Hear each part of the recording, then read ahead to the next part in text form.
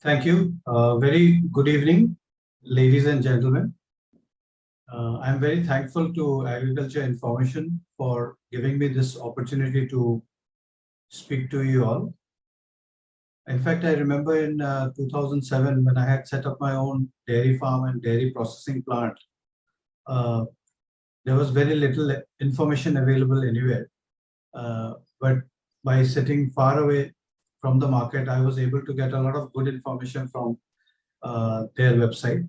So I'm really honored to be present on this platform to present about small scale milk processing. That is the topic today. Very quickly to introduce my startup, we were incorporated in 2019 as a private limited company, Teplu Learning Private Limited. We are incubated by two government institutions. One is Science and Technology Park, Pune, and the other is Indian Veterinary Research Institute, which is based out of Uttar Pradesh. So in today's session, what I will cover is about what kinds of products we can go ahead with in case of milk processing. What is the scientific process that we need to follow? I will also give you a glimpse on the design that is needed for a small scale plant and the kind of equipments that are needed. The civil work which will be needed as per regulations, how you can go about selling and distributing your products, what kind of investments you will need for setting up a small scale plant, government rules, and how to mitigate the risks.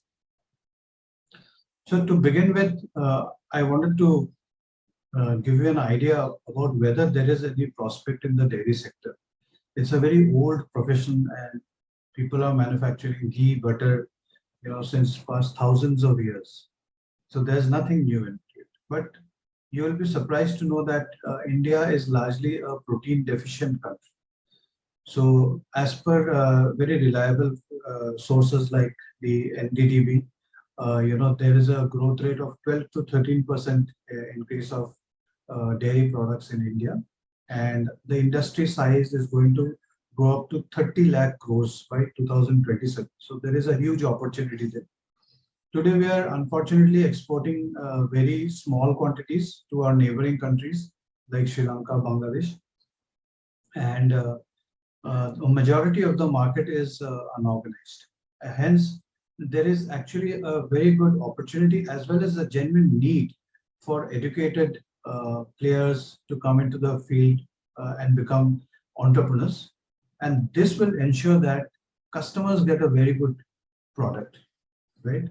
So when I talk about protein deficiency in India, if you go to remote corners, you will not find good quality dairy products. The proteins that children receive are majorly from cereals or meat, but cereals are not easily digestible, and hence dairy products are something are a form of protein which are easily absorbed by the body, and it is very good for children as well as for aging people. And the other thing is that as the income of people increases in any economy, what they tend to do is they firstly tend to spend more on better quality food. And hence dairy products will always have an increase in demand, no matter what the market be. You would have seen that even during COVID, dairy products were being sold, right?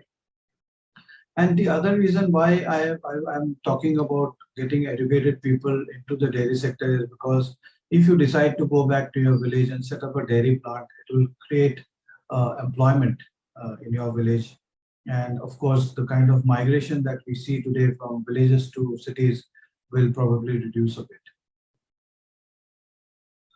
So to help people set up their dairy plants in this country, what we provide is not just online courses, but we also provide end-to-end solutions in dairy product manufacturing.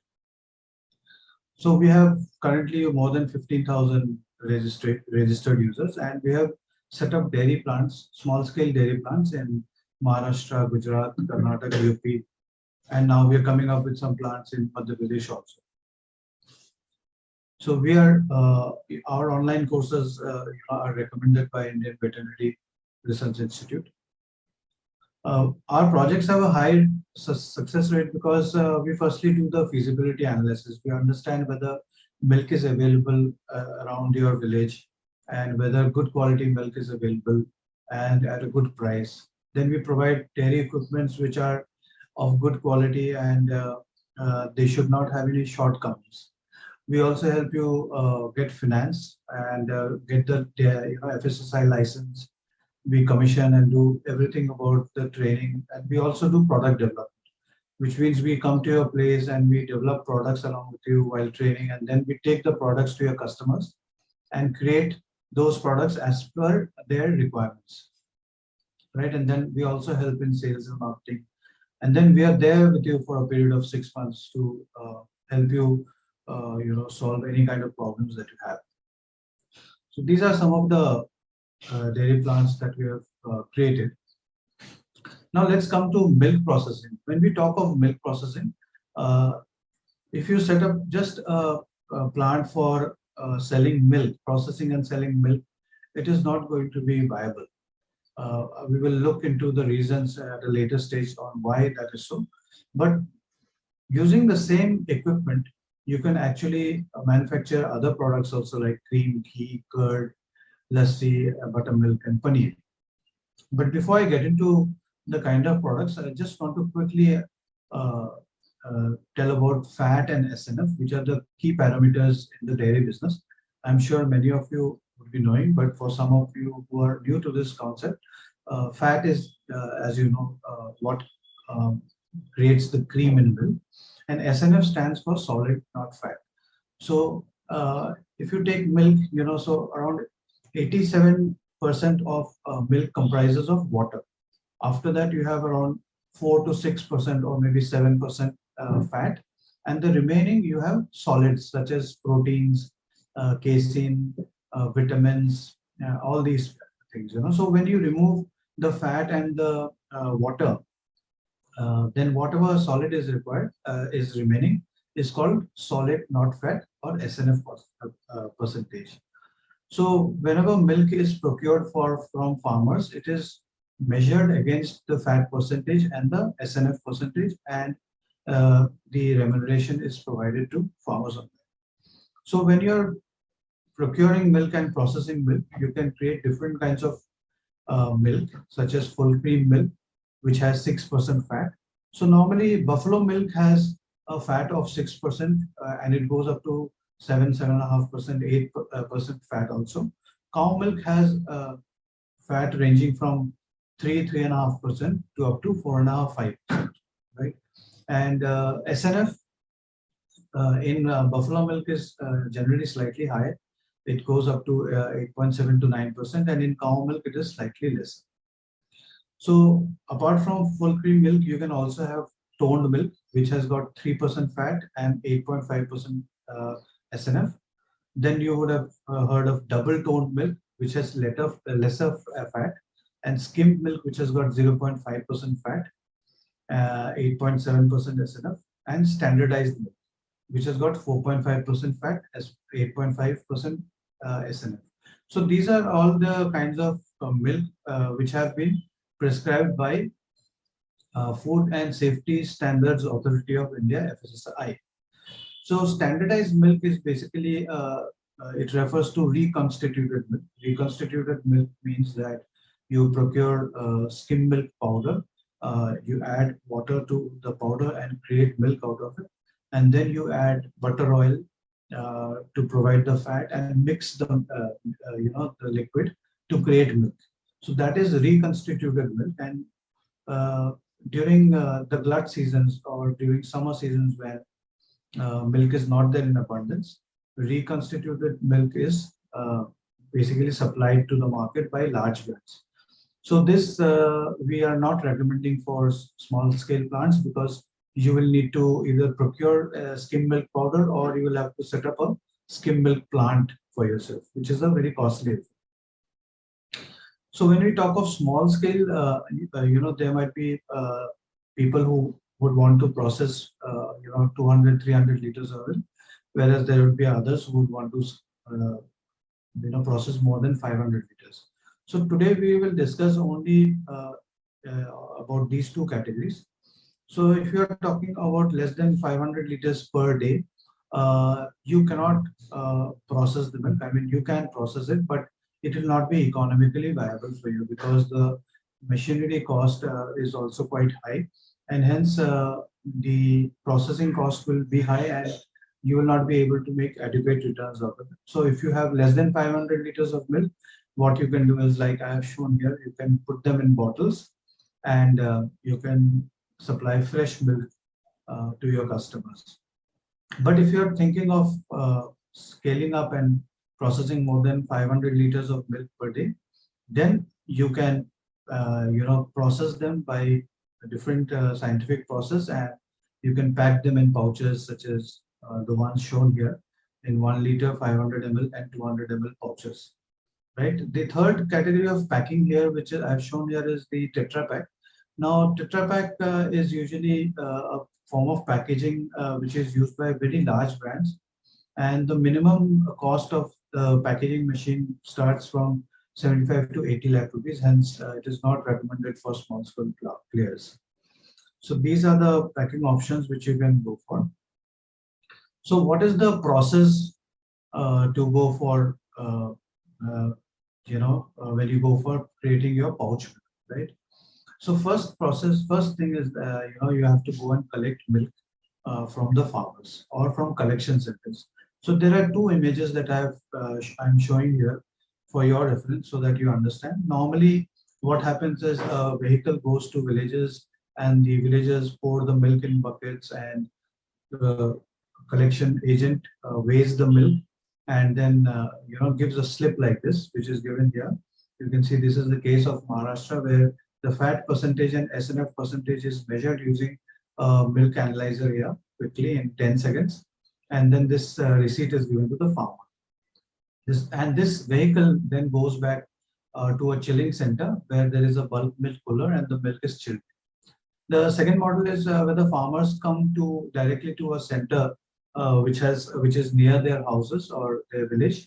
So here they have these equipments like the milk analyzer here, the milk tester here. There is a stirrer here which stirs the milk, and just in front of the farmer, milk is tested, and again this kind of a slip is provided to them.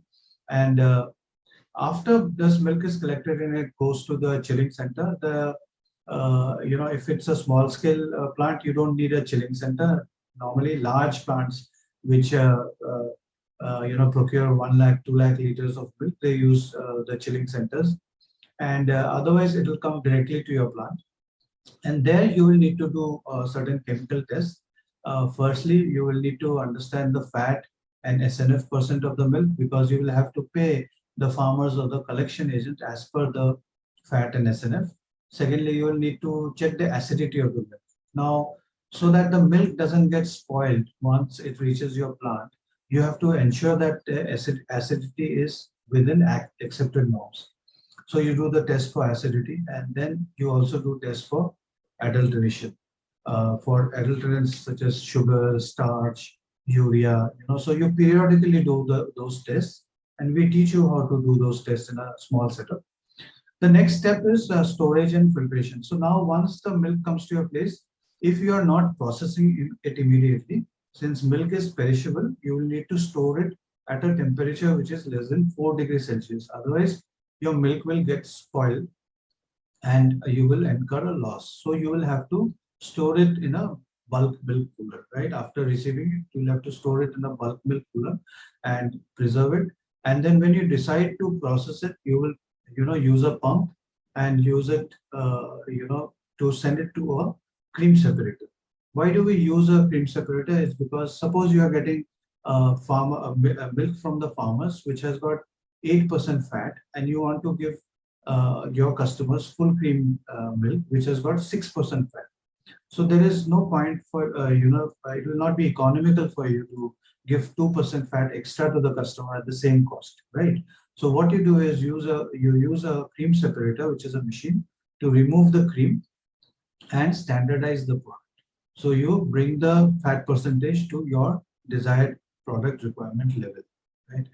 The next step which you do is after separation and standardizing. Standardizing is basically if you want 3.5% fat in the milk and 9% SNF, then you will mix the milk which is from which you have separated the cream, and you'll put it into the milk which has got more fat, using a formula which is given which is called as Pearson square. So if you can go to Google, you can search for Pearson square.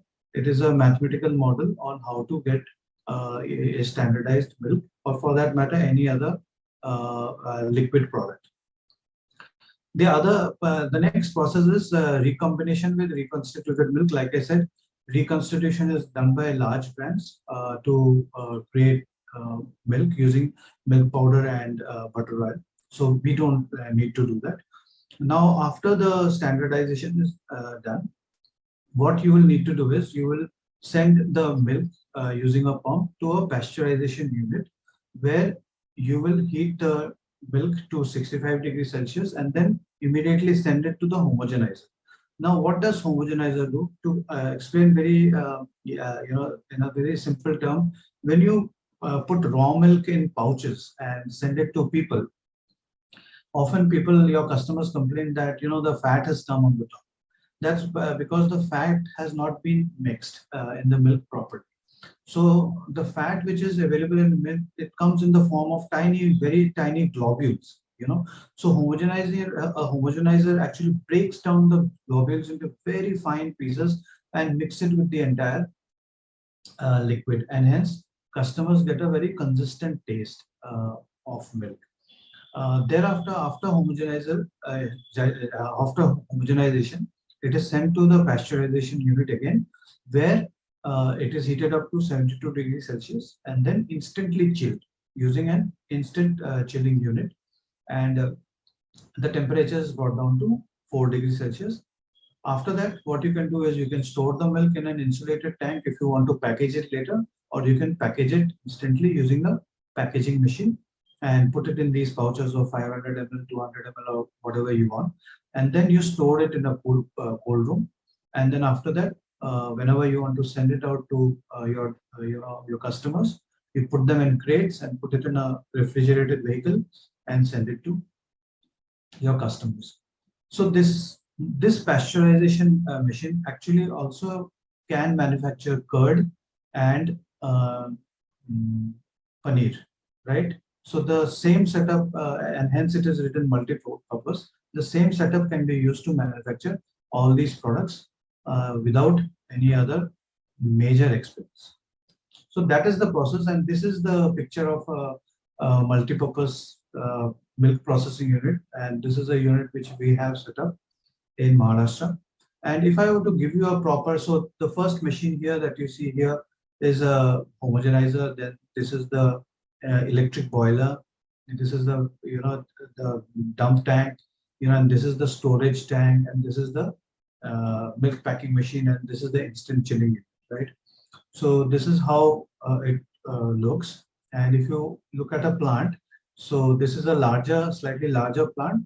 So normally the processing plants come at a capacity of 100, 300, and 500 liters. So this is the entire plant design. This is what we provide when you set up the plant. There is a changing room here, there's an office, there's a lab. All these facilities are given, and for 300 liters per hour plant, which can help you process around 2,000 to 3,000 liters of milk per day, you need around 1,500 square feet of space. So what kind of civil work do you need to do? So there are some norms laid down by FSSI. You will have to do tiling till about 4 feet of all around the plant, inside the plant. Then you have to use bandana tiles on the floor. You have to create a wash basin. You have to create a separate wash area. You need a proper drainage. You need to put fire extinguishers, exhaust fans, and there has to be separate entry and exit. So when milk comes, the entry will be different. When staff go inside, the entry will be different. And where the material will be taken out from, that exit has to be there. And for very large plants, where you do not have any place to dispose of your wastewater, you need to also install an ETP, or effluent treatment plant, right? So now when you're talking of setting up the plant, I'm sure, many of you would be thinking about competition. Oh, how will I fight with such large brands which are there around me? Our experience says that the larger the brand, the larger are its operational expenses. So there are a lot of advantages of setting up a small plant in your area. Uh, the advantages are first, like unlike a large brand, you will have control over the quality of milk. So if you're procuring 1,000 to 2,000 liters of milk, normally what we do is we suggest that we go together and check the source of milk from farmers and ascertain. Large brands unfortunately cannot do that entirely. They are procuring millions of liters of milk. Secondly, you can also create a lot of local product variants. For example, in Maharashtra, there is a Piyush, so there is Shikhand. So these products you can manufacture at your place. Third thing is your operational expenses will be lower. Why? Because if you want to hire a dairy technology engineer with 5 to 6 years of experience, it costs minimum 10 lakh to 12 lakh rupees a year, which the large plants have to spend on. But in a small scale plant, we teach you to use very, maybe graduates or very minimally educated people to run your plants. Hence, your OPEX is less. Then you can produce much better quality because your procurement cost of milk will be at par with the large brand, or in fact lower than the large brand, because your transportation cost will be much lower than them. The taste will also be better because it takes days for large brands to collect milk from their collection centers. They're transporting over long distances.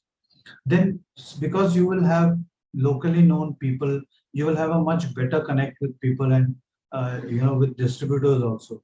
So all these factors will work positively for you, and then you will be effectively able to withstand the threat of competition. And like I said, there is an ample scope in the market for multiple people to work, multiple players to offer the products. Basically, if you look into competition, you'll have some unbranded players, who are your competition, like the Tapailawalas or the Walas. Then you have got general stores which store milk of other brands. Then you will have some local brands, and then you'll have large kind of brands. So we help you create a pricing strategy which will help you fight the might of all the established brands. For example, here is the competition benchmark products which we have given for a plant that we have set up in Maharashtra. So our pricing that we have set here is intermediate. It is not fighting directly with the large brands, and it is also yet also giving the ease of purchase to the consumer, as well as making it economical for the local people to buy. If you want to market your products, there are several strategies that you can use. For example, you can have your own outlet, or you can supply milk or your paneer or ghee, cream, etc., to large hotels, caterers in your place, sweet makers. Why sweet makers? Because traditionally sweet makers procure milk from golas, or they buy milk from large brands, because of seasonality. What happens is their procurement costs, the quantity of procurement reduces during off-season time, right? And it increases during the seasons. So the milk suppliers, the farmers are not able to supply to them, directly and locally, and hence their cost of production is quite high. So here you can offer them good quality products, or package your milk in 5 liter packs and supply it to them. Then you can always tie up with grocery stores, any shop which has a refrigerator, and then through a distributor you can go to them, or you can also sell your products through Swiggy, Zomato, and all such e-commerce apps which are there. Let's look at the way you will calculate profitability for milk products, including milk. Here is an example of pouch milk of buffalo, 500 ml. So the raw material is milk. Other than that, you need to consider operating costs such as fuel, labor, electricity, rentals, transport, all the other costs you have to put in there. Using that, all these expenses, you get the processing charge, which in our experience comes to around 3.5 to 4 rupees if you are using the electric boiler. Now, if you are using a wooden boiler which uses wood, and mind you, most of the large brands they use wood in their factories and not electricity, so that reduces the cost of processing even more. And then you have your uh, the labor which you are putting and the packaging charges that you have. Then you also have to account for depreciation, which is because you're using your machinery. The value of the machinery reduces over a period of time, so you have to account for that. You will also have to account for the commission that you give to distributors for selling your products, and the transportation cost you will need while transporting milk from your factory to the distributors. And this way you get the total cost, and then after you get the sales value. So these are latest values in Maharashtra. So you get a calculated net profit, which comes to around 11%. So this is the way you calculate profitability, and we help you in doing this. We help you create the product, by reducing the fat or increasing the SNM. So what kind of investment would you need to set up a milk processing, multi-purpose milk processing plant? So here I've given you the example of 200 liters per hour capacity, which means you can process, easily around 15 to 1800 liters of milk per day. And the total cost, along with the support and end-to-end, costing is around 45 to 50 lakhs that you will need.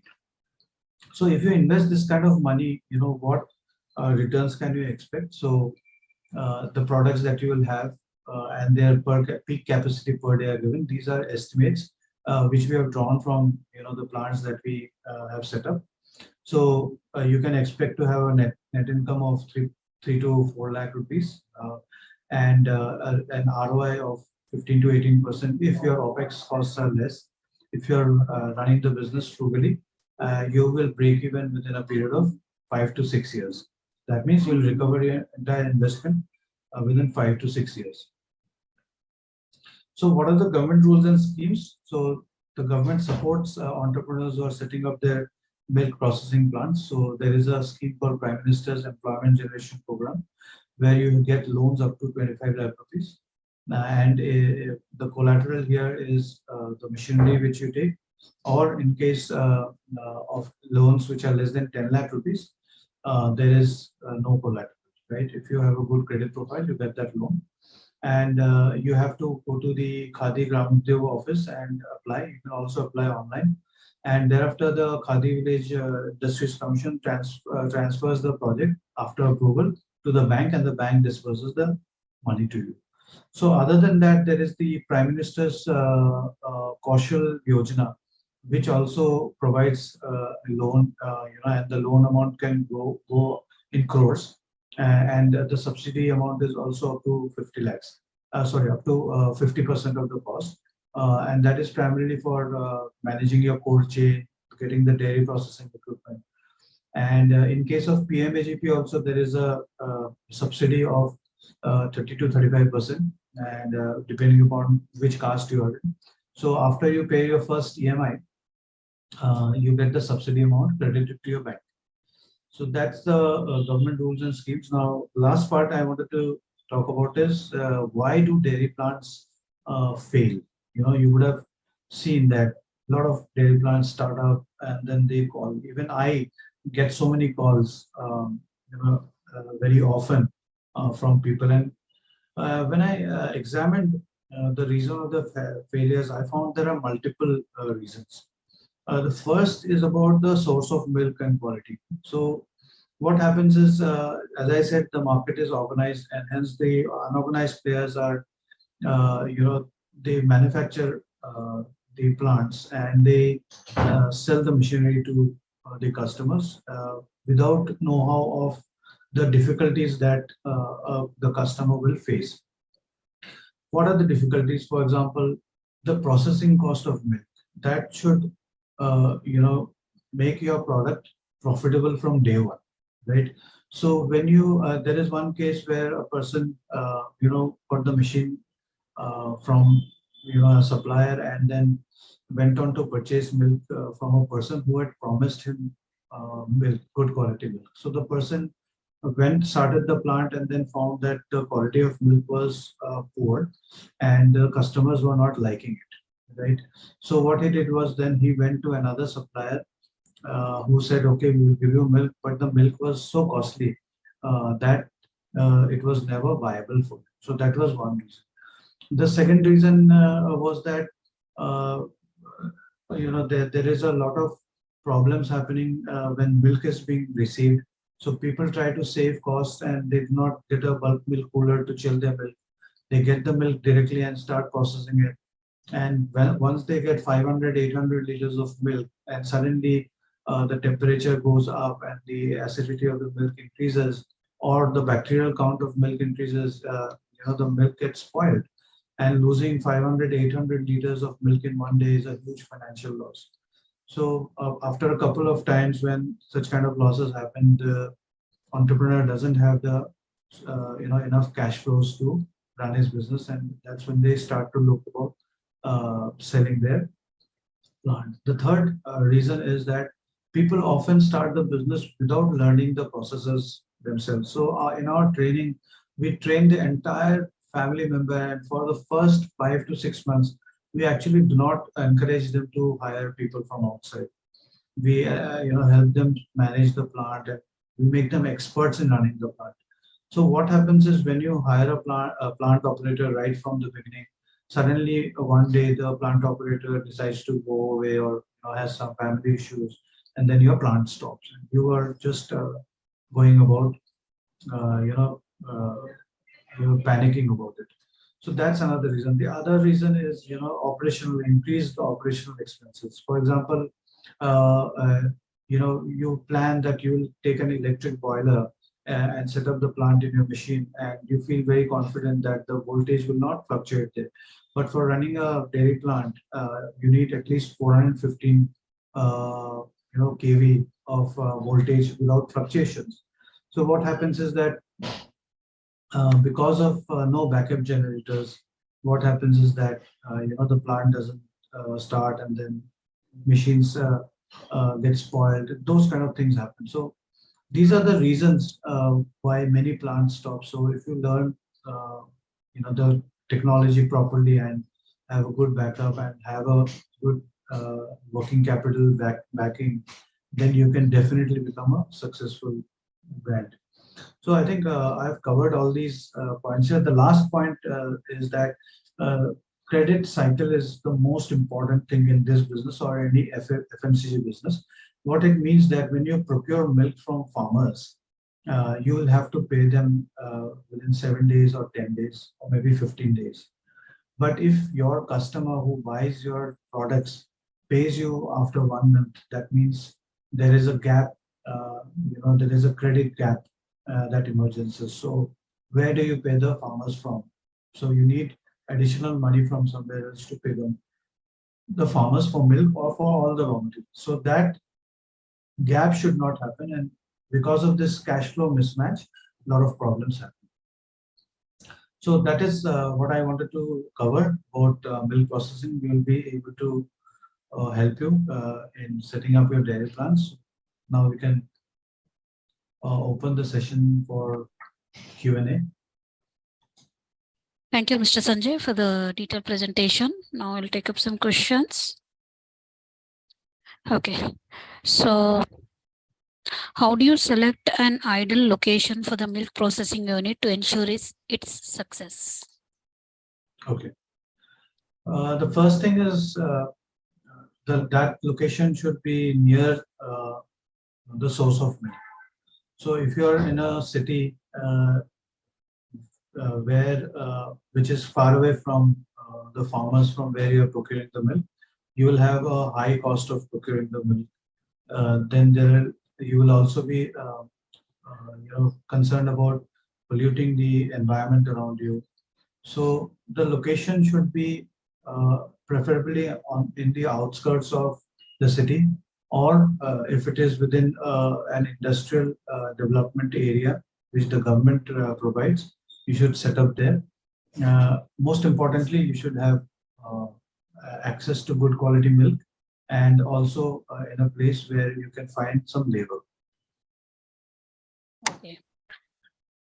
And what are the essential steps to consider when planning to set up a milk processing unit? Essential steps are firstly the location, then the second the source of milk and the quality of milk, right? Thirdly, it's about the fuel and the availability of electricity. That's also important. Fourthly, you need to look at the capital. So apart from the investment in the equipments and the other fixed assets like the land and building, you will also need to have enough of working capital to buy the raw materials every month and pay for milk and the other raw materials. So having enough of working capital is important. And last but not the least, learning the entire technology behind running the plant. So you have to really be geared to be an entrepreneur and learn every small aspect of the business so that you can face any kind of hardships which come during the business. And so then you will be able to successfully manage the business. Okay. And what are the necessary permits and licenses required to operate milk processing unit legally? Yes.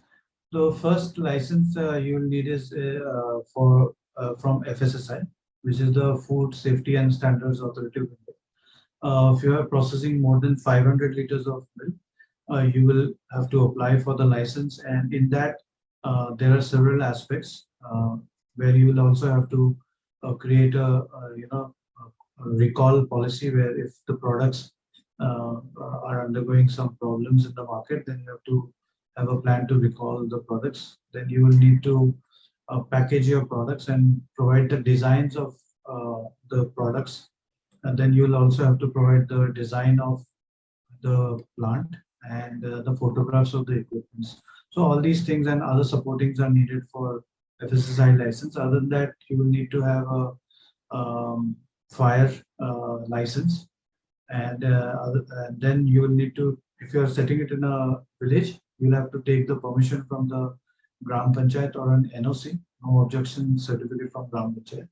And if you are opening a retail outlet for selling the products, you'll need a shop license for that. So these are the licenses which are needed. Okay. And how can one ensure the quality and safety of the milk processing in milk processing in the unit? Right. So the assurance, quality assurance starts right from the time you procure the milk.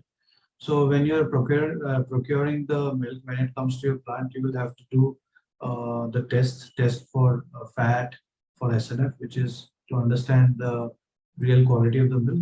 Then you will have to do the test for acidity, which will tell you whether the shelf life of milk will be good enough. Then you will have to do certain tests for adulteration. For small scale plants, we set up a small basic lab unit, and in that unit you can use some equipments, basic equipments like the pipette burette, the Gerber method, and then you can test adulteration by using strips. Now, other than that, what you will need to test is the quality of water. So for that, you will need to send the water to a lab for testing for bacterial load and for also the TDS. And other than that, after the product is made, you will have to send the product mandatorily to a lab for not only assessing its nutritional value, but also testing the compliance as per FSSI standards. And within that, you will also have to test for the presence of bacteria, coliforms, etc. All these tests and compliance, if done properly, will ensure that you will have a good quality product. And The other thing is that you will always have to maintain a cold chain. So when you are starting the manufacturing process, you will have to ensure that the milk is preserved below 4 degrees Celsius at all times. And then after it is processed, you will have to ensure that it is stored again below 4 degrees. While you're transporting the milk, you'll have to ensure that the milk should be reaching the doorstep of the consumer within 1 to 2 hours of processing. And even when you provide it to your distributors who are storing that the milk, it should be provided with strict instructions that they have to be refrigerated below 4 degrees. So if you are transporting for longer distances, you will also have to maintain the temperature to less than 4 degrees Celsius. This will ensure that the bacterial count doesn't increase and the taste, quality, everything is maintained. So if you follow these procedures, the quality, taste, everything will be good.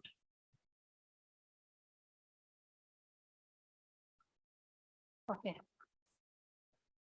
And what equipments and machineries are essential for a successful milk processing unit? Okay. So, so firstly, you will have to decide whether you want to collect milk. So if you want to collect milk yourself, then you will have to approach the farmers and you will have to send your vehicle along with the milk testing analyzer and collect the milk in cans and get it to your plant. If you don't want to collect it yourself and get it from a collection center, then you will have to tie up with the collection center or the collecting agent who will send the milk to your place. Now, in your factory, what you'll need is you'll firstly need to have a milk reception dock where there is a bowl in which the milk is poured, and there will be a weighing scale which will weigh the milk as the agent pours it into it, and then it will go to a dump tank. Right, that's the first set of equipment. So that's the collection dock, and from there will be a motor which will then send the milk to a bulk milk cooler. So if you are setting up a small scale plant, you will need a 1,000 liter or a 2,000 liter bulk milk cooler. Now, a bulk milk cooler will need to have two chambers, because if you are processing cow milk separately and buffalo milk separately, you'll need to store them into two different chambers. So you'll need a bulk milk cooler with two chambers. Then the next equipment that you'll need is a pasteurizing unit. Now, the pasteurization unit, it comes with a with a boiler and a plate exchanger, which heats the milk as well as cools the milk simultaneously. So that's the pasteurization unit. And then other than that, you will need one homogenizer machine that homogenizes the milk. After that, you will need a storage tank where you can store the milk and insulate the milk. So it is an insulated storage milk where the temperature is maintained. So along with the pasteurizer actually is connected to an instant chilling unit, ICU, which chills the milk instantly. So for 300 liter per hour capacity, you will chill 300 liters of milk in 1 hour. So the milk will be chilled to 4 degrees, less than 4 degrees Celsius. And then other than that, you will need a packaging machine, which will have either 200 ml and 500 ml pouch packing, or it will have 200, 500 ml and 1 liter pouch packing. So in this, the milk processing is covered. In the same unit, what we do is we provide facility to take heat milk for curd as well as for paneer. So you can also draw milk from that, put it into some paneer dump tanks and coagulate the milk there. And using a paneer press, you can create paneer. And similarly for curd, you will have a curd dump tank. You will put the milk there, and you will put the culture in it, and then put it in cups, or the way you want it, and then put it in a curd incubator. Right, that's the way to incubate the curd. Other than that, for paneer, you will need a paneer packing machine. You can go for a vacuum pack machine, which is small in size and increases the shelf life of paneer to up to 3 months if the cold chain is maintained, which is below than 4 degrees Celsius. So these are the basic equipments which you will need to set up a milk processing and a paneer and curd processing plant. Yeah, okay. And Mr. Mohan wants to know how to provide small milk processing unit where fresh milk is not available. And I am asking for outside the country, is there any way that can have milk producing with milk powder? Yeah, so when it comes to small quantities, like I mentioned in my presentation, it is difficult to process those the small quantities. So normally people, there are some vendors, suppliers in the market who will just suggest batch pasteurizers to you. Now that's a very outdated technology and it doesn't work. In that, what happens is you heat up the milk to 62 degrees and keep heating it for 30 minutes or 40 minutes. But unfortunately, what happens is the lower part of the tank that doesn't get heat, so milk gets spoiled. So it's not a viable solution at all. So please do not go for a batch pasteurizer, even if anybody is offering to you at a very low cost, because it doesn't. So for small quantities, there is no option I would suggest other than sending fresh milk to your customer. But if you want to send it to other countries, then yes, what you can do is you can go for either skim milk powder or you can go for whole milk powder. Now, these two categories of powder are available in the market. If you go for milk powder, basically you will get powder which is derived from cow milk. Now that is got a protein percentage of 34%, and if you go for powder from buffalo milk, it has got a protein percentage of 36%. And in that also you can go for whole milk powder, which will give you a fat of 6%, 6.5%. Now the strategy that you can deploy is you can go to that country where you plan to sell the milk. You can get the milk powder there, get the water tested for its potability, like I said, for the bacterial count, and you reconstitute the milk. You can add water to that powder and put it in a homogenizer. You can follow the process of pasteurization, homogenization, and then create standardized milk and sell them. This is possible if the local government allows such kind of thing. So you'll have to check the regulations whether that is allowed there, because in India, if you want to sell reconstituted milk, it is done, and most of the large brands are doing that. So that you can check and you can sell. If you have a good market, definitely you can try that out. Okay, so Mr. Mohan wants to know again, how about curd manufacturing with milk powder? Yes, you can manufacture curd using milk powder also. There's no problem. Okay. And what are the best practices for pasteurization and homogenization in a milk processing unit? Best practices are like I've already mentioned. One is testing the milk. If you have a large setup, like if you're a large dairy plant, then there are around 12 to 15 kinds of different tests, which are capable chemist, a lab analyst will suggest to you, which can be done to firstly understand the quality of the milk that you're getting. See, when you have a high bacterial load in the milk when it is coming to your plant, that means that the quality is maybe a notch lesser right from the beginning. So no matter how much efforts you put, so the quality is going to be poor. So while sourcing the milk, testing for adulteration, then the bacterial load, that's important.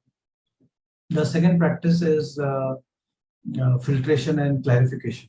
So this is also again a practice which larger brands do for very good quality milk, where the smallest of the impurities or the waste material which are there, such as leukocytes, such as the in milk you may have some kind of somatic cells which are there. So those are clarified using a centrifuge. It's a very high speed machine which churns the milk and then takes out all the impurities out of the milk. So that is another practice which you can do. Then uh, there is another practice of deodorizing milk. For example, milk. What happens is during after the rainy season, specifically when they have different kinds of green fodder, there is a particular odor, smell to the milk which comes. So there, what happens is you can use the deodorizer, which again is a costly affair. So you can remove the odor through a scientific process and reduce the smell of the milk. So this is another practice, and homogenization, of course, use a the suitable uh, capacity homogenizer and mix the milk properly and then maintain the temperature. Follow the temperature for pasteurization. I think these are some of the best practices, and store it properly as per temperature. Maintain the cold chain. These are very good practices, and they will ensure that you have a product with decent shelf life. Okay. And how can you diversify the product range to cater to different market demands? Yeah, that's a good question. See, dairy business, as per my understanding of having set up so many plants now, and now that we are seeing most of the plants that we are running are running profitably. The success key to success is diversifying the products. Uh, you cannot just become viable selling milk. Even if you look into the financials of the not so large brands, which are quite very good brands like Gyan, in Uttar Pradesh or Govardhan, so they're also trying to diversify their products, and they're moving from liquid milk to other products like paneer, ghee, khawa, kulfi, ice cream, and all that. That's because value-added products have a much higher margin than milk, right? So products like ice cream, they have a growth rate of almost 50% per year. For example, this summer, there was a acute shortage of uh, ice cream in the market. Similarly, ghee, there is a shortage of ghee in the market. In the month of April, May, there was no ghee available in the market, and people were panicking. The large consumers were panicking. So, one is uh, for a small brand to diversify into different milk milk varieties like skim milk, tone milk, double tone milk, then full cream milk. So many varieties of milk may not give you much results, because again you'll be just playing with a category which has got low margins. But if you, instead of that, if you diversify into value-added products, like I mentioned, paneer, and get into packaging them, extending their shelf life, and then catering to the same customer with different products, that will increase your margins, and that will give you a lot of good brand name in the market and good cash flow in the market. So you should always try to diversify your product offerings, and as you grow the brand, like take the case of Amul, it is more than 150 kinds of products today. So you can diversify into different kinds of products, and you can become a very vibrant brand. Okay, just couple of more questions. Okay, and how important is compliance with industry standard and regulations for the success of the milk processing unit? Yeah. See, in our country, like I said, 80% of the players are unorganized. Hence, compliance in our country is actually an issue. If you go and look at the kind of manufacturing setups that people have locally, in many places, if you are a conscious consumer, you will not want to, buy their products and consume. So that is a problem in India. However, compliance is the key to dairy success, I would say. Why? Because say for example, the FSSI norms of tiling, creating tiles, putting tiles in your entire plant. Why is that necessary? It's not necessary for decoration purpose, right? In case of dairy products, there are certain bacteria and fungi which live and grow even when you refrigerate the product at below 4 degrees Celsius. So even if you're putting your products and milk in the refrigerator, they will continue to live, thrive, and grow. So what happens is that if you do not have tilings on the walls, uh, fungus especially, they leave spores, and these spores, come and they get settled on the walls because of the moisture content. And then you will not be able to see any change visually, but then those spores will go and fall into your products, and that's the start of the deterioration of quality of your products. So no matter how much you try, you will see you're doing everything right, but then you'll see the product shelf life is not improving.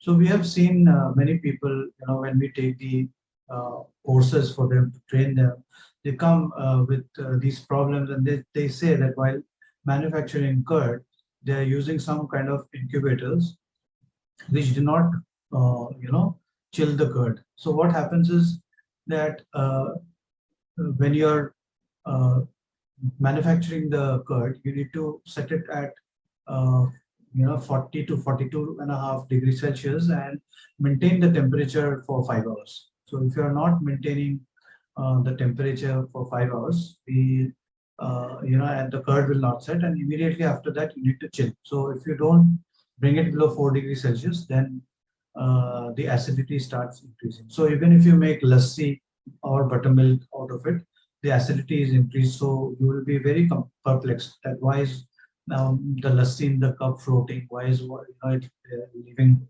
water? Why is the curd becoming liquid and it's not becoming solid?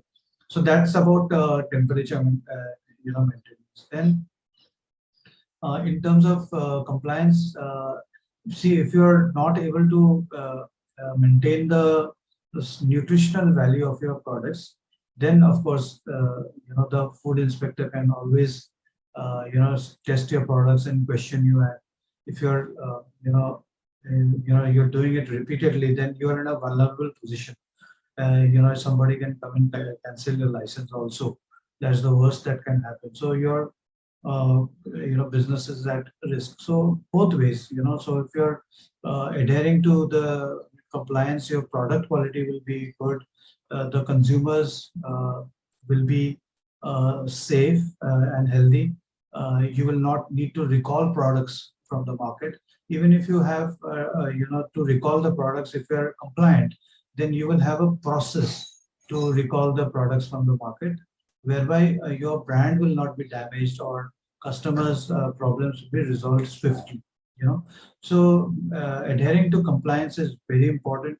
Another aspect is like there are a lot of people in the market who sell paneer at 180 or 190 rupees a kg. So in that there is a very poor category. It is not actually paneer, but they are, I don't know what they make it out of, but that's absolutely inedible. So those kind of products are there. Then there is another category called analogs. Now, as per the FSSI, the analog manufacturing analogs is allowed. Analogs are prepared from milk powder, and you can use palm oil, butter oil. I don't think palm oil can be used. You can use butter oil to make paneer. But we never recommend anybody to make these kind of products. The compliance says that you cannot sell them as paneer. You cannot brand them as paneer. So you can only brand them as analogs. So these kind of provisions are there in the regulations. Our laws are very nicely framed, and if we are very compliant, our brand will be vibrant, our consumers will be safe, and they will always want to buy more of your products. Okay. Mr. Mohan wants to know, can you assist us outside the country? See, so far we have not done any project outside India, to be very honest with you. But we can definitely help you out and figure out the resources which will be required, and we can try our best to help you, in a very good way. So we can try that. Okay. So now we have the final question. What marketing strategies can be employed to promote the milk products from the processing unit? Okay. See, you can do a lot of traditional marketing, like putting up hoardings, billboards, giving leaflets, pamphlets, but those will be expensive, right? I'll suggest some cost-effective and marketing strategies that you can do. One is, when you set up your plant, you make it look good. You follow the hygiene standards, and thereafter, what you can do is you can organize visits to your plant during weekends, where you can spend some money on transporting people from the market areas where you want to sell, and then get them there. Let them have a look at where your products are being manufactured, and let them taste the products there. So this will build their confidence, and then slowly and slowly this will also generate word of mouth, right? Second is, depending upon your selling strategy. For example, if you're starting to sell to your local distributor, and you set up an agreement with them that he is or she is going to take 500 liters of milk and the other products like paneer, whatever you manufacture on a daily basis. What you can do is that you should package the products properly. So the branding on your product cover is a very good opportunity to reach out to people. So here you can do various innovative strategies. If you give today, people are mobile savvy, and they're tech savvy. If you're selling in an urban area, what you can do is you can give a QR code, and through that QR code you can send them to play some game or get a virtual tour of your plant, some kind of thing. So those kind of things you can do, and then along with the distributor, wherever the selling points are there, try to put up the branding elements, like small leaflets, small posters, those kind of things.